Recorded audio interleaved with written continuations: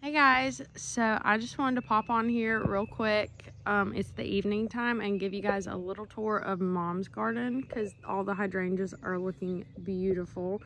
So this first one is her 16-year-old hydrangea that we just moved from her house back in, I think it was February.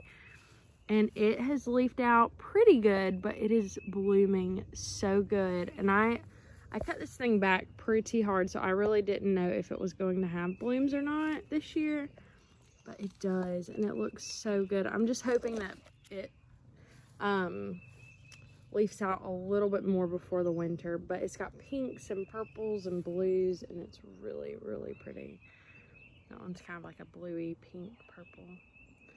And then on either side, this is kind of a no man's land here.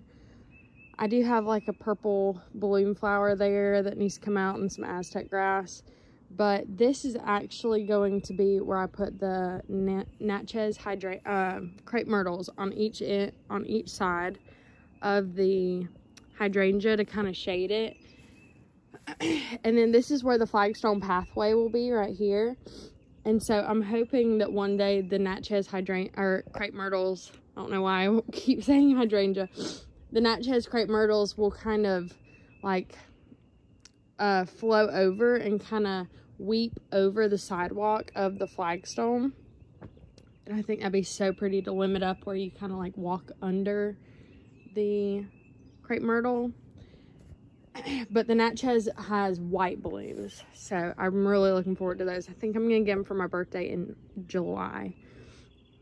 Then we have some light pink Gara right in front here, right here. And it's starting to try to bloom a little bit, it looks like. And then right in front of that, or right behind that, we have a Imperial Blue Plumbago. And this thing is pretty crazy looking. I really think I'm gonna have to, it's about to put off its first set of blooms, so I think after this I'm gonna have to really tame it back and make it where it is more of a like round shape or something, because this is not doing it for me anymore. It's a little too crazy. Right behind that we have a Mexican petunia, and it's already set buds for tomorrow, but these drop their blooms every day. But they have this really pretty like chocolate looking stems and the dark leaves, and then the blooms are purple, and like I said, they bloom every single day, but they drop them every night for that day. So it's already dropped us blooms for today. And then right in front of that we have the Red Dragon Japanese maple that I love so much. Right below that in the container we have some lamb's ear that is not loving the container. Last year it was like full, completely full, and this year I've had to cut out a lot of like dead stuff and just, I don't know, I'm not really sure what is going on with it, but I think I may put it back in the ground and let it kind of rebound, and I'll show you where I'm thinking of putting it, and then put something else in this pot. Right in front of this we have a orangish red, like a sunset looking echinacea, and it's trying to come up. Deer love to eat that, and I'm gonna try some of the deer spray or something to keep them from eating it. Behind the lamb's ear here is a azalea. It's like a pink purple azalea, but it's one of the encore azaleas. And then here we have my mom's spider fern that I got from her garden at her house, and it's looking amazing.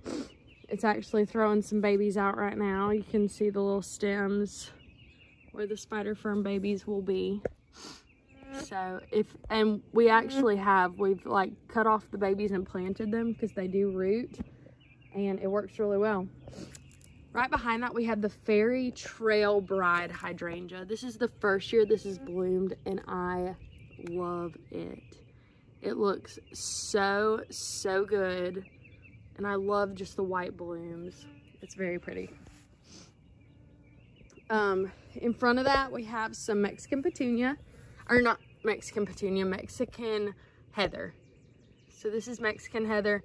I'm not really sure the variety, but it's, you know, the purple. There are some that have like a more pink and white, but this is the purple.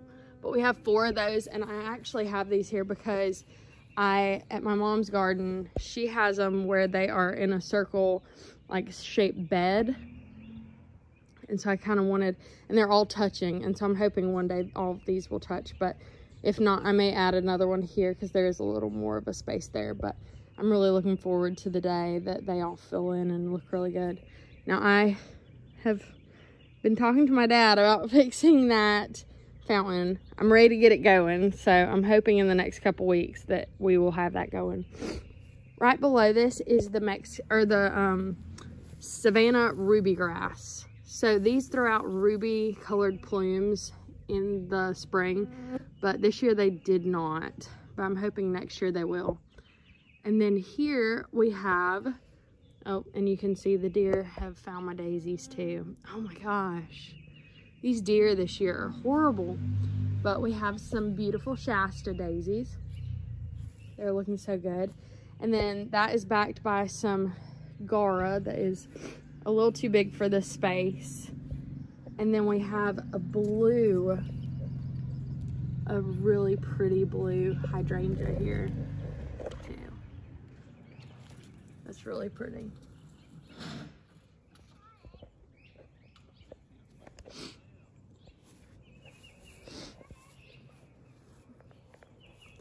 And then we have her lantana tree that looks so phenomenal.